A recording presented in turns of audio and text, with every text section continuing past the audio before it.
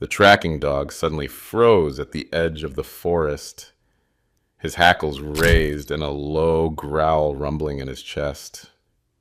"Shadow, what is it?" Sergeant Morgan asked, tightening her grip on the leash.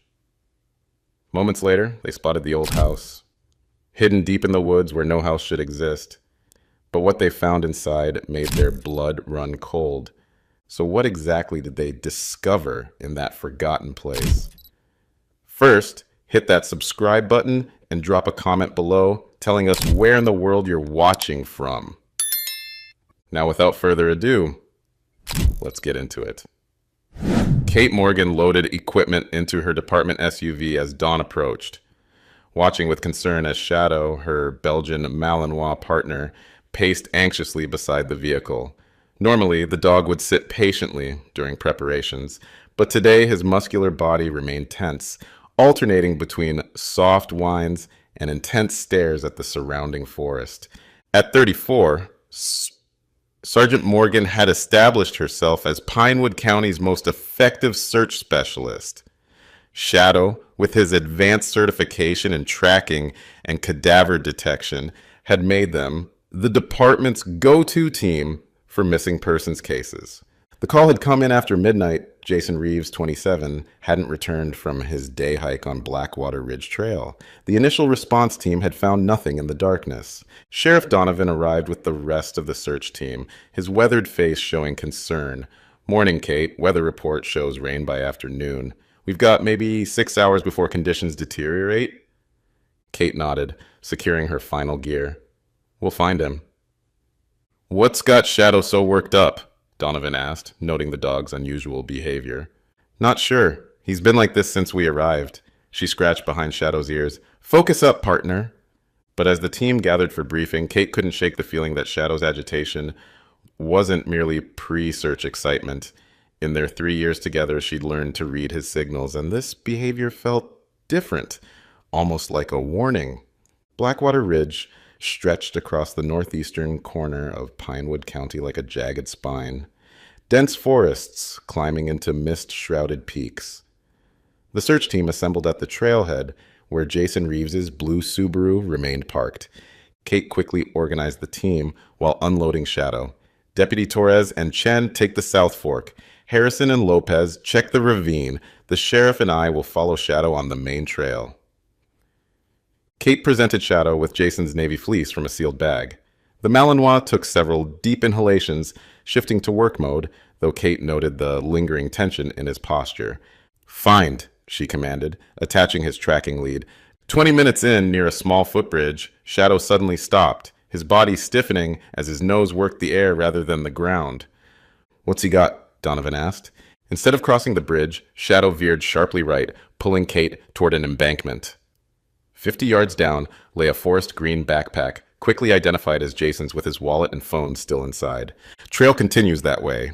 Donovan pointed along the creek bed, where trampled vegetation suggested recent passage. Shadow refused to follow, pulling insistently toward seemingly undisturbed forest. "Shadow, find," Kate repeated, trying to redirect him. The Malinois whined, pulling harder, behavior Kate had never witnessed during a search. "Your dog's confused," Deputy Torres said. "The trail's obviously along the water." Kate studied Shadow's intense focus. "I'm following Shadow. Something about that creek trail doesn't feel right to him." "We should split up," Torres suggested.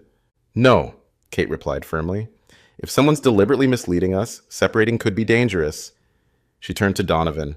"Sheriff, I'm asking for your trust. 3 years with Shadow tells me we need to follow his lead."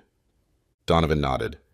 "We follow the dog. Torres, mark this location and coordinate with the other teams. We'll maintain radio contact."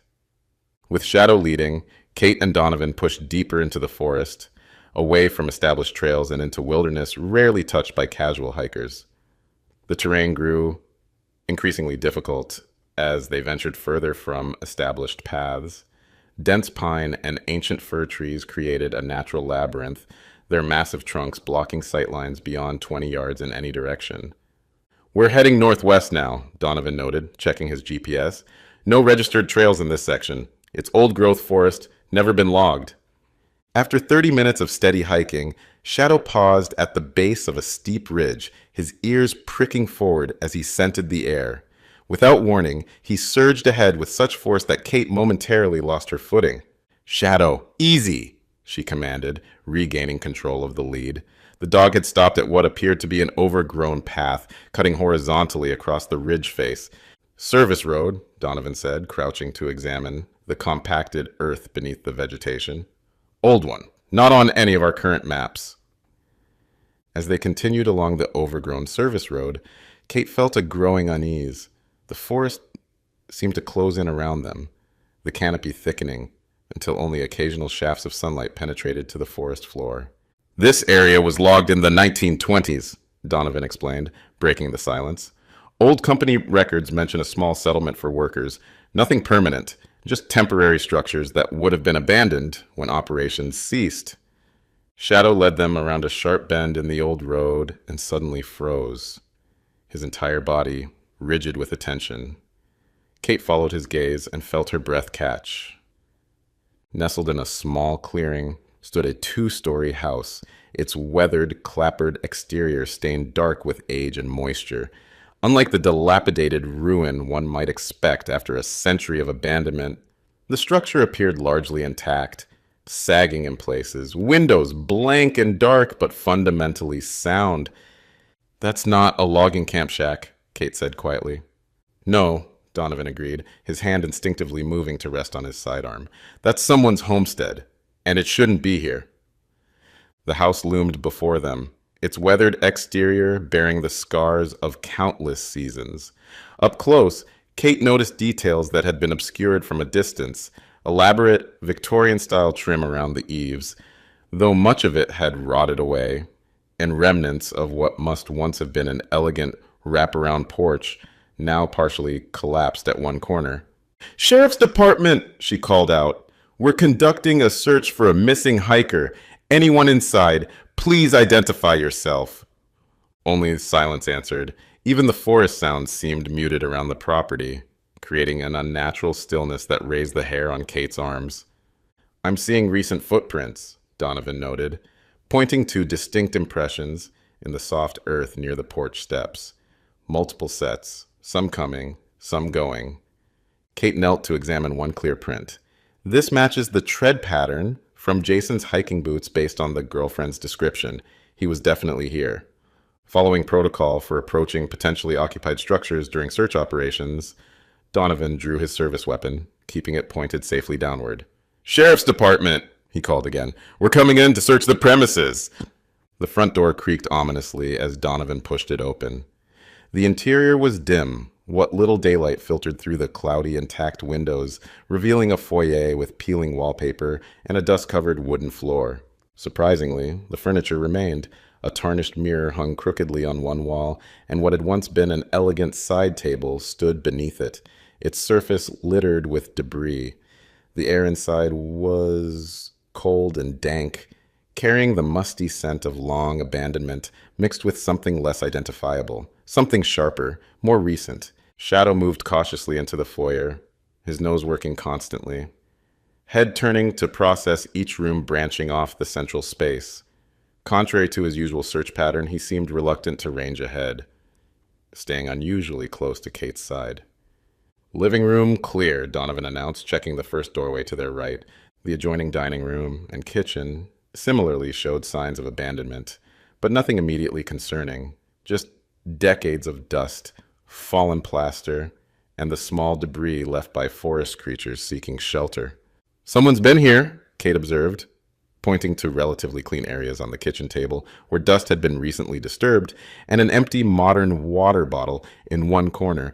It was when they reached a door beneath the main staircase that Shadow's behavior changed dramatically. The Malinois stopped abruptly, his body stiffening as he stared at the closed door. A low growl rumbled in his throat. "Basement access," Donovan said quietly.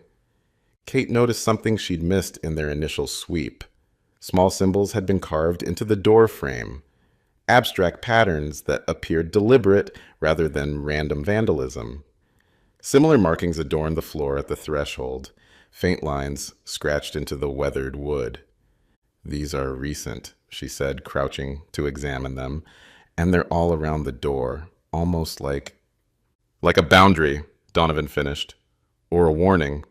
Shadow's growl deepened, his attention fixed unwavering on the basement door. In 3 years of searches, building clearances, and tracking operations, Kate had never seen her partner display such focused apprehension. Kate had met Shadow during the lowest point of her career. After 8 years in military police with 2 deployments to Afghanistan, she joined the Pinewood County Sheriff's Department, expecting a smoother path. Instead, her first 2 years culminated in a failed search for a 4-year-old who'd wandered from a campsite.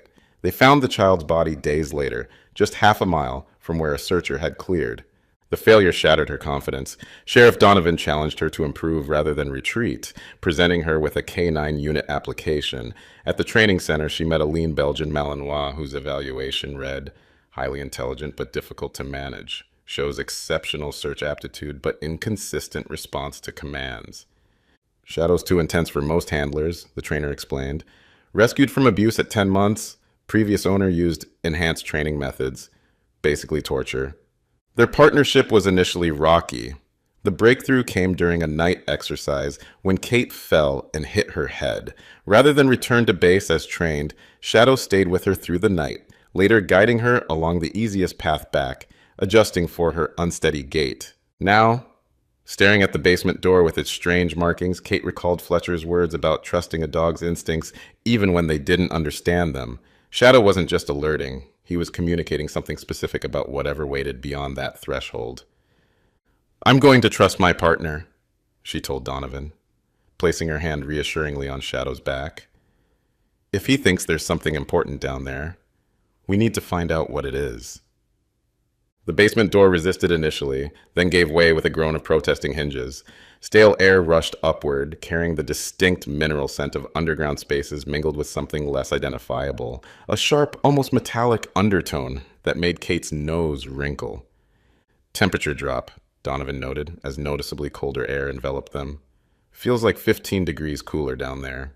A narrow, wooden staircase descended into darkness. Kate activated her tactical flashlight, the beam cutting through the gloom to reveal a dirt floor approximately 8 feet below. Shadow maintained his alert posture, but showed no inclination to lead the way down, unusual for a dog normally eager to forge ahead during searches. The basement was larger than Kate expected, extending beneath the entire footprint of the house. Stone foundation walls supported the structure above, while hand-hewn wooden pillars provided additional reinforcement at regular intervals. Unlike the relatively untouched upper floor, the basement showed signs of more recent activity. Someone's been using this space, Kate observed, directing her light toward a modern camping lantern sitting atop an old wooden crate. Nearby, a sleeping bag was neatly rolled next to a small backpack. Search team, this is Donovan, the sheriff spoke into his radio. We've located possible belongings of the missing hiker in an abandoned structure. Request additional units at our GPS coordinates. Only Static answered him. They methodically documented the scene, photographing the items with their phones. The backpack contained energy bars, a first aid kit, and a dog-eared trail map of Blackwater Ridge with handwritten annotations. A notebook nearby held cryptic entries. The final one dated the day Jason had disappeared. Going back inside today. If legends about this place are true, I'll have proof nobody can dispute. Shadow, who had been investigating the perimeter of the room while maintaining proximity to Kate, suddenly stiffened, his attention locked on the far wall. Kate recognized his body language immediately, the same alert posture he displayed when detecting a hidden item during evidence searches. Shadow's got something, she told Donovan, who had been examining tool marks on one of the support pillars.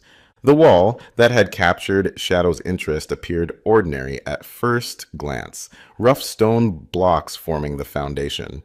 However, as Kate approached, her flashlight beam revealed subtle differences in the mortar pattern halfway along its length.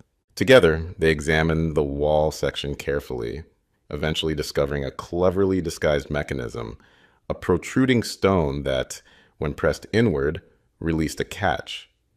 With a low scraping sound, a section of the wall approximately 3 feet wide pivoted inward, revealing a narrow passage beyond. The passage opened into a circular chamber, about 15 feet across, floored with fitted stone slabs.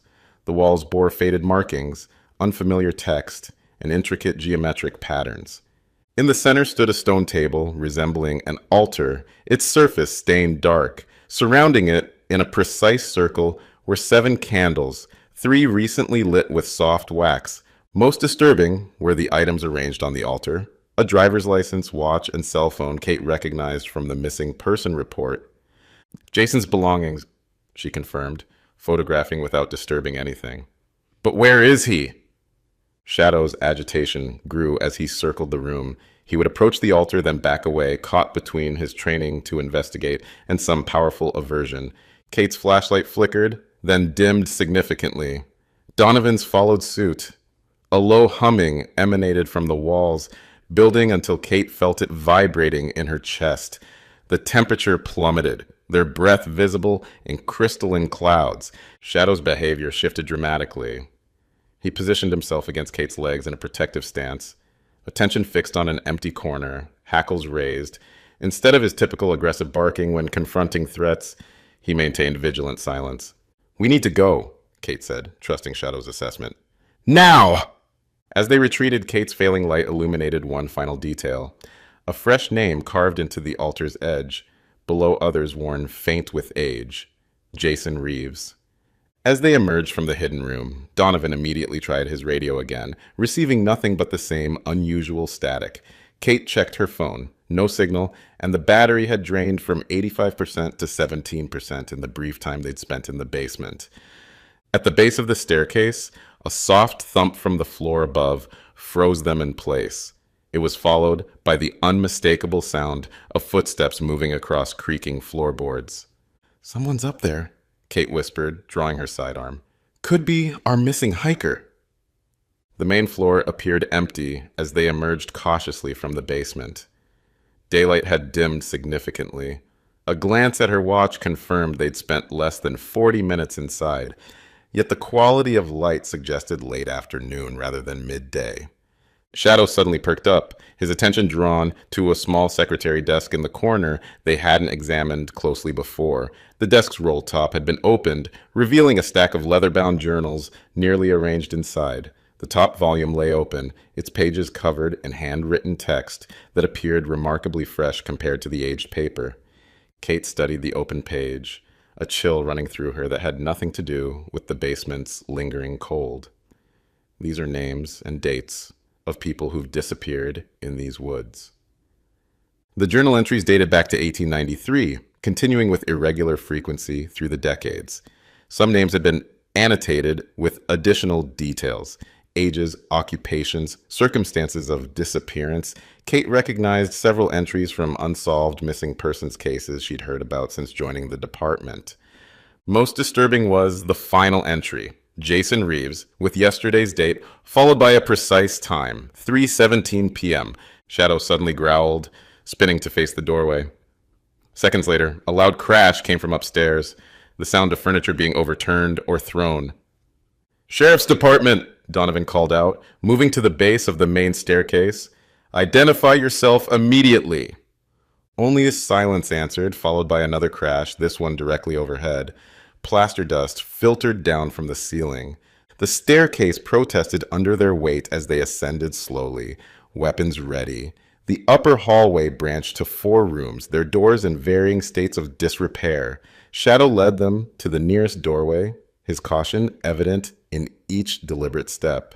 The bedroom beyond appeared undisturbed at first glance. A 4-poster bed with a rotted mattress, a wardrobe against one wall, faded curtains still hanging at the windows.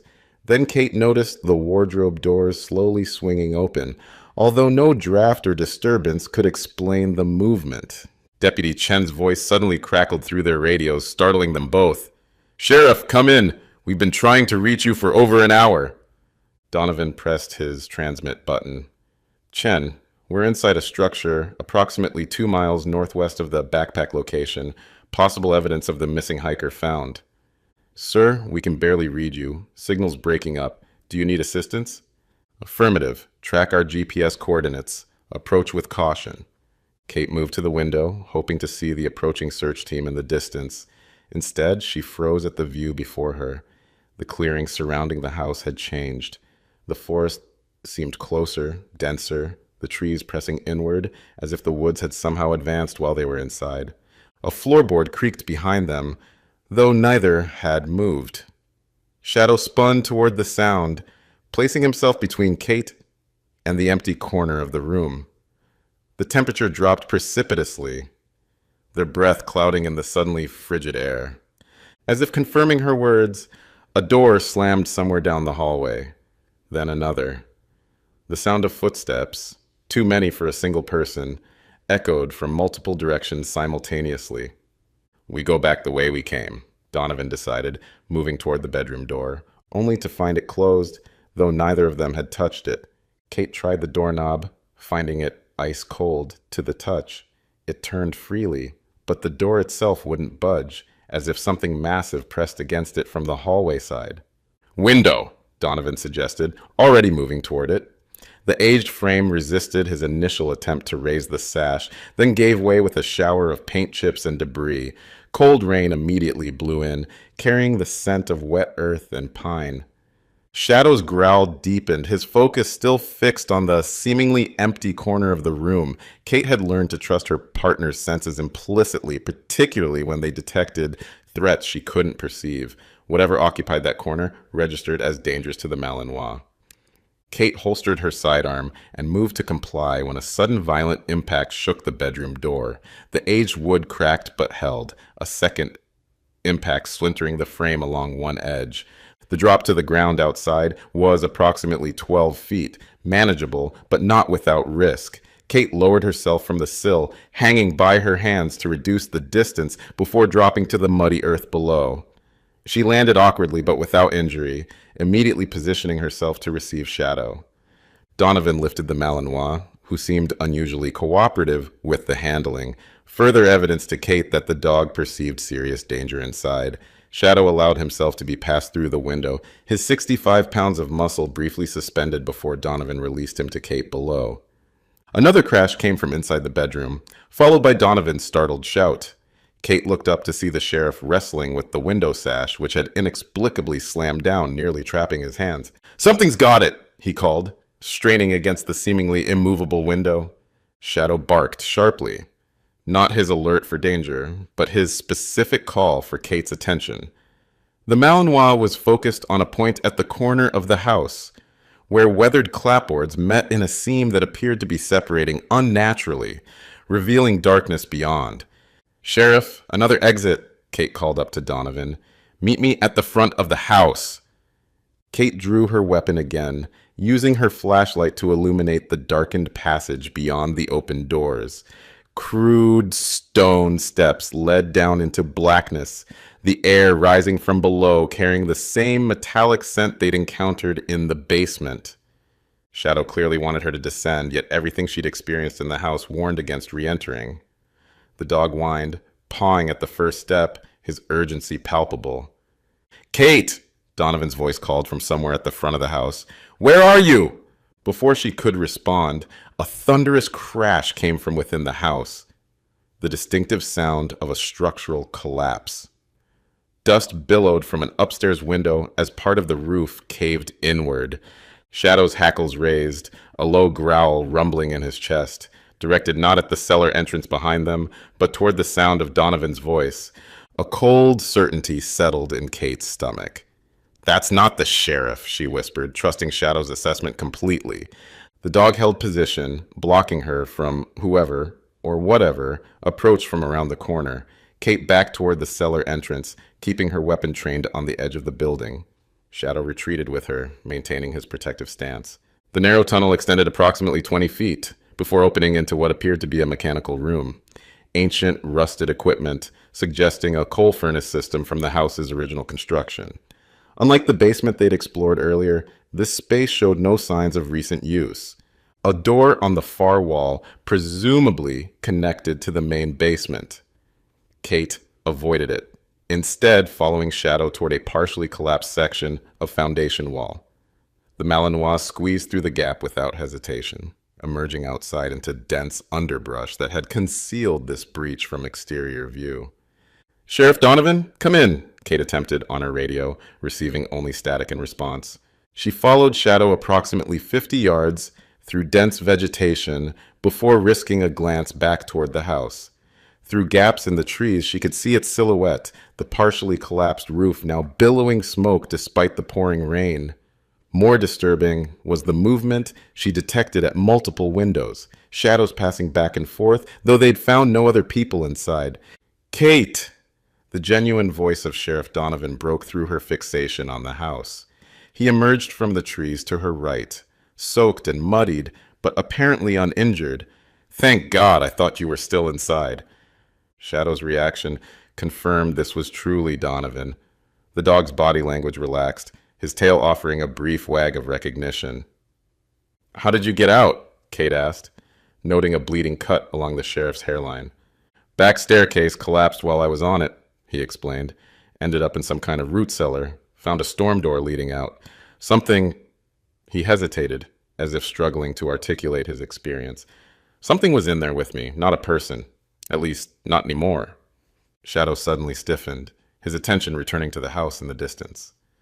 Kate followed his gaze, witnessing what appeared to be multiple figures emerging from the front door, indistinct in the rain and failing light, but unmistakably moving with purpose toward their location.